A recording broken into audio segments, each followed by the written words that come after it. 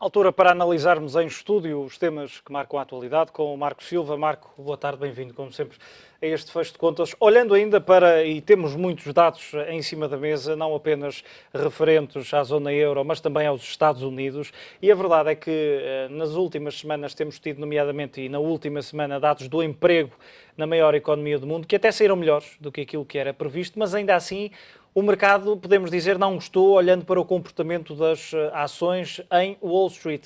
A pergunta que te coloco e que muitos terão colocado quando viram a primeira reação dos mercados a estes dados é porque é que não gostaram se a economia norte-americana está a dar sinais de melhoria?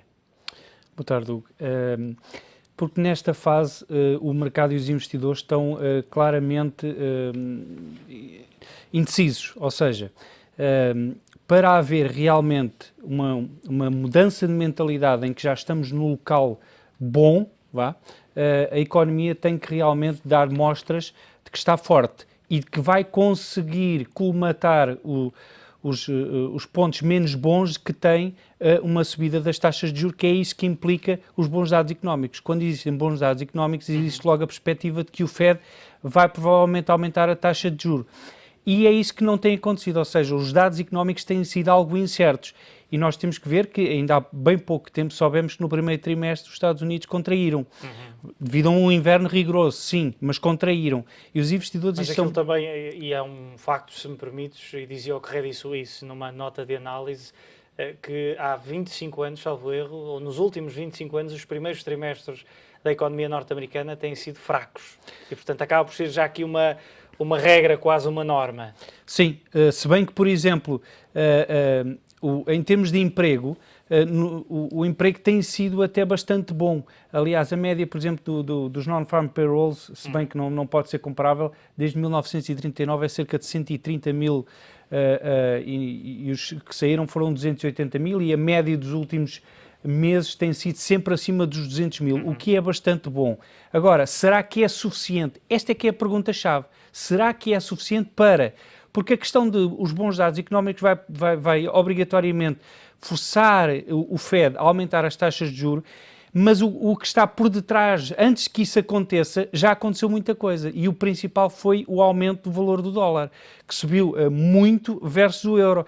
E isto coloca logo as empresas, especialmente exportadoras, com um handicap muito forte em relação às outras. Porque quando se está a competir no campeonato superior, uma variação de 20% relativamente à moeda significa que perde logo 20% de competitividade. Ou seja, as exportadoras, aliás, têm sentido, e os resultados têm demonstrado isso, sentiram logo algum choque.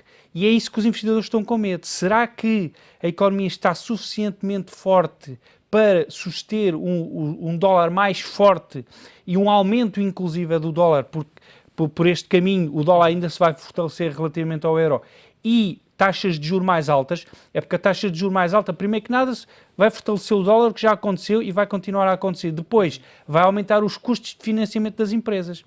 Portanto, é esta intranquilidade que os investidores neste momento sentem, ou seja, será que é suficiente? E é isso que ainda não têm a resposta para. E depois veem que do outro lado do Atlântico, na Europa, as coisas ainda estão muito tremidas relativamente à Grécia, veem que a China está muito tremida e está a crescer muito menos do que devia, portanto, tudo juntado leva a que o sentimento não seja folgado. E como vamos entrar agora... Há uma série, falavas desses fatores, nomeadamente exógenos, a questão da China, a questão da zona euro, que também estão a levar a que Janet Yellen prolonga a sua paciência e a paciência da Reserva Federal Norte-Americana, apesar de, e dizias aí um aspecto que me parece, ou frisavas um aspecto que me parece importante também, e que não é novo, que é o timing. O timing da subida. Sabemos que a Reserva Federal Norte-Americana vai subir as taxas de juro. Resta saber quando, se será em setembro ou outubro, como se esperava há alguns meses, e mesmo assim, e por exemplo, o mesmo Credit Suisse vem dizer que continua a acreditar que seja nessa altura, mas por exemplo, e não me parece despiciando o facto de na última semana a diretora-geral do Fundo Monetário Internacional, Christine Lagarde, ter pedido diretamente à Fed que suba as taxas de juros apenas no início de 2016 e que espera, no fundo, quem sabe, pela recuperação, quer da zona euro, quer até alguma recuperação da economia chinesa. Será isso?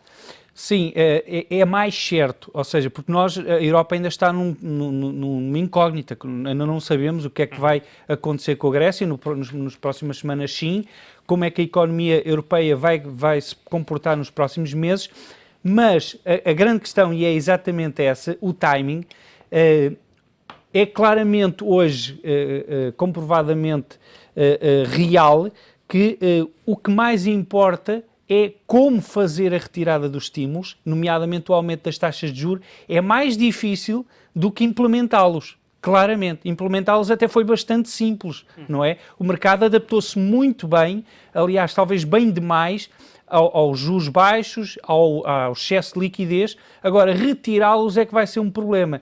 E é quase impossível que não haja intranquilidade e volatilidade. A volatilidade vai aumentar, já aumentou. Já se verificou isso, por exemplo, nos juros das dívidas da zona euro? Da zona euro, mesmo nos Estados Unidos, muita volatilidade. Estamos a entrar numa altura em que o volume vai ser mais reduzido, mas estamos a falar da maior economia do mundo e daquela que é mais flexível e mais adaptável às mudanças repentinas. Vamos ver o que é que vai acontecer depois. E há outro ponto que me parece interessante também, que é, e podemos dizer que também no arranque de cada ano coloca sempre esta questão, mas que parece que este ano, talvez por essas questões que falavas, China versus zona euro versus Estados Unidos, os investidores, há muitos investidores e analistas, nomeadamente, que estão receosos porque não sabem se esta queda registada no primeiro trimestre, que foi bastante maior, ou seja, os números serão muito piores do que aquilo que era esperado, se será um movimento pontual e transitório ou se, e a expressão utilizada é esta, se vai estender ao longo de mais algum tempo.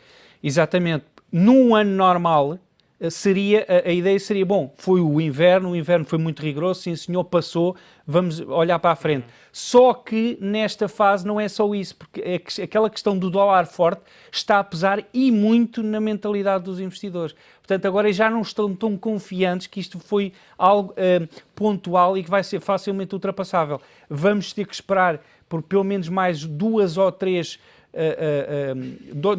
dados do Non-Farm Payrolls e vamos ter que esperar provavelmente pelos dados do PIB norte-americano do segundo trimestre e do primeiro semestre no todo, para termos uma certeza mais concreta relativamente ao se foi realmente pontual ou se os Estados Unidos eventualmente terão que adiar o aumento das taxas de juros para o ano, como pediu a Christine Lagarde.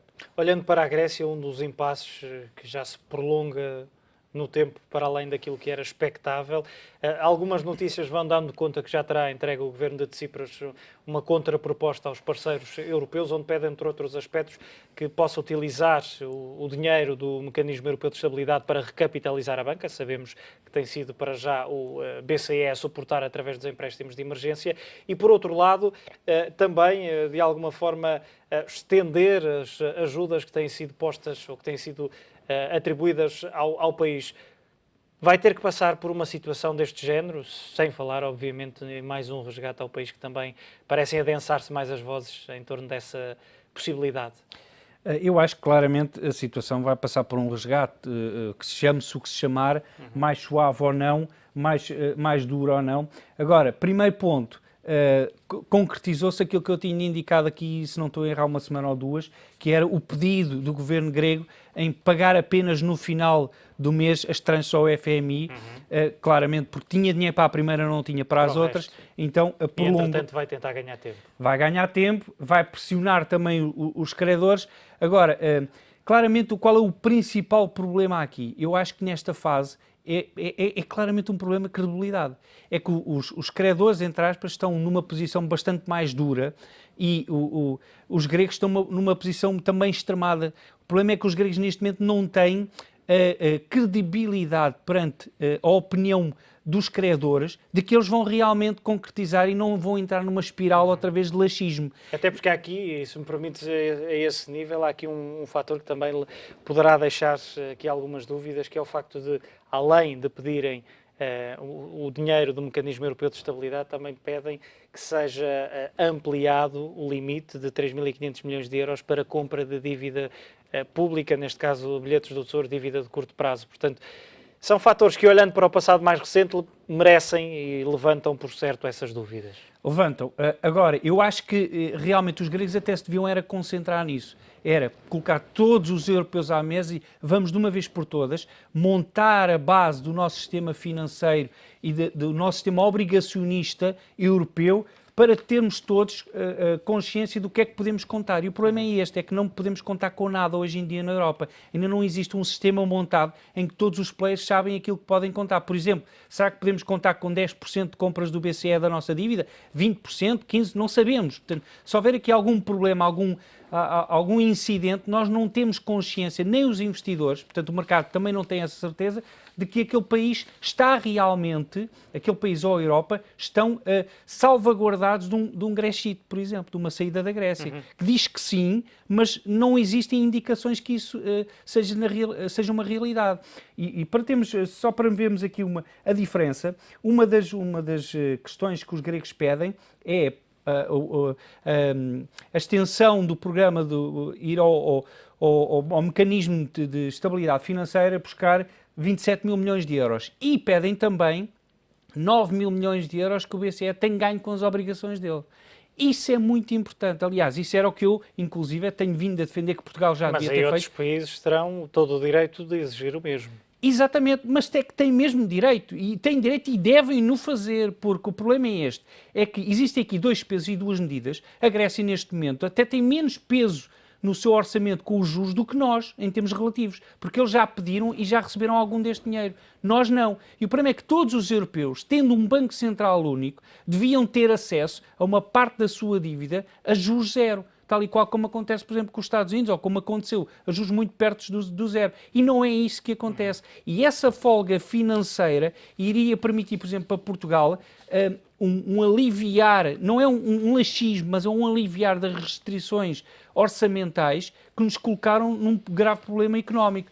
E é isso que nós ainda não conseguimos começar a discutir. Ou seja, o governo grego teve um impacto importante, bateu na mesa, mas depois não houve consequências positivas para ninguém. E o momento é mais uma vez de divergências. De resto, há notícias que dão conta, não apenas entre países, e neste caso podemos dizer que temos dois grandes, ou um grande bloco contra um país, os restantes países da zona euro versus a própria Grécia, mas dentro, e é curioso, algumas notícias não confirmadas, mas que dão conta que haverá mesmo algumas divergências sobre o futuro da Grécia entre Angela Merkel e o seu Ministro das Finanças, Wolfgang Schäuble, nomeadamente a Merkel, que estará a defender ou a preparar que a Grécia, uma manutenção da Grécia na zona euro, enquanto que Wolfgang Schäuble já estaria até a antecipar um cenário de Grexit, ou seja, de saída.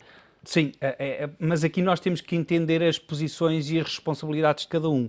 Um é Ministro das Finanças alemão, tem as suas responsabilidades muito compartimentadas, muito limitadas, enquanto Angela Merkel é uma pessoa com muito mais responsabilidades. Ela tem aos seus ombros a responsabilidade da União Europeia, não é só da Alemanha, portanto, e tem os seus contrapartes, não é só os europeus, é também os norte-americanos, os chineses, os russos, enquanto o Ministro das Finanças alemão não tem essa responsabilidade. Portanto, ele pensa só na Alemanha, enquanto a chanceler pensa no resto do mundo todo e nas responsabilidades e no nome da Europa perante o mundo. Portanto, ela é bastante mais conservadora e a meu ver, bastante mais realista do que o seu Ministro das Finanças, mas é curioso que há essa diferença. E, entretanto, e como vamos poder ver, os juros continuam, embora podemos dizer com uma volatilidade controlada, a verdade é que no mercado secundário, e se olharmos, e estamos a ver nesta altura o quadro com as principais dívidas na maturidade a 10 anos, estamos a ver a yield sobre a dívida portuguesa a tocar praticamente já nos 3% e a alemã em 1%. Sim, é preciso não esquecer que há bem pouco tempo, estamos a falar de semanas, a mesma yield na Alemanha estava nos 0,3%, talvez. Sim, exatamente. E estes dados são muito importantes para reforçar aquilo que eu tenho vindo a afirmar aqui já há vários meses, que não é por causa do que este governo tem feito que as yields portuguesas tinham atingido 1,55 em abril. Portanto, estamos quase no dobro, porque a economia começou a piorar, o orçamento começou a descair. Não foi isso que aconteceu. É realmente a percepção dos investidores e é também o trabalho que o BCE fez que nos permitiu ter essas taxas de juros. Neste momento existe muita instabilidade, sinal de que a Europa se calhar não está assim tão salvaguardada da instabilidade grega como se vem a afirmar.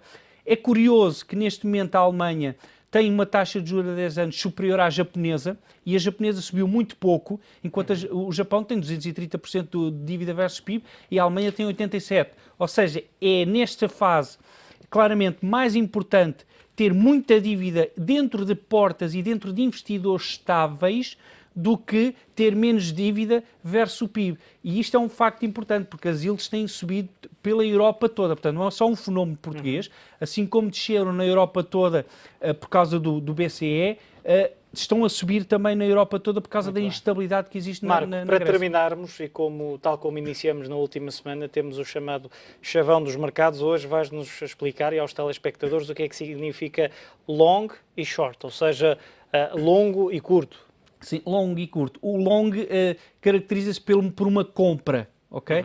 Uma compra. E a perspectiva é mais uma questão psicológica. Psicologicamente, a compra, e já há muitos anos atrás, a compra tinha uma perspectiva de longo prazo. Portanto, seria o longo.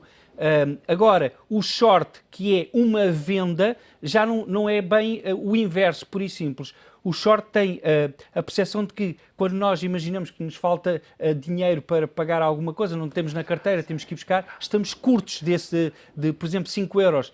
Falta-nos algo. E é isso que quer dizer. Portanto, o short, que é o curto, estamos curtos. Porquê? Quando nós estamos a fazer um short ou uma venda sem ter as ações, porque nós não temos as ações para vender, significa que estamos curtos daquelas ações. Ou seja, é por causa disso que se chama o short. Muito bem. Marco Silva, como sempre, muito obrigado pela tua análise neste fecho de contas. A altura para um curto intervalo. Não saia daí.